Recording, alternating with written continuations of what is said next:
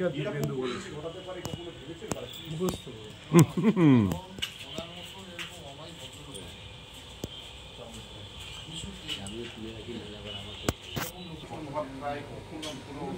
মানসিক অস্থিরতা টেনশনের মধ্যে রয়েছে মেয়েকে নিরন্তর না হ্যাঁ মাঝে মধ্যে বলতেন যে মেয়ের কিছু অনেক টাকা খরচা হচ্ছে চিকিৎসা তাই তিনি অ্যাপয়েন্টমেন্ট রয়েছে তাই তিনি কিন্তু দ্রুততার সঙ্গে হাসপাতালে পৌঁছেছেন। কিন্তু সেই সময় তিনি তার এই বেহালার এই বাড়ি যে অফিস সেখানে তিনি পৌঁছান এবং একই সঙ্গে তার কর্মচারীদের আসতে বারণ করেন। ফলে এখান থেকে তদন্তকারী আধিকারিকরা মনে করছেন তাহলে স্বজনবাবুর মেয়েকে নিয়ে আসাটা ছিল আপনার বাড়িতে ভাড়া নিয়ে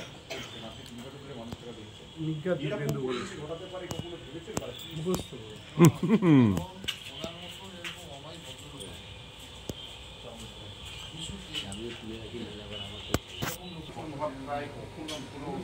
মানসিক অস্থিরতা টেনশনের মধ্যে রয়েছে মেয়েকে নিরন্তর না হ্যাঁ মাঝে মধ্যে বলতেন যে মেয়ের কিছু অনেক টাকা খরচা হচ্ছে চিকিৎসা তাই তিনি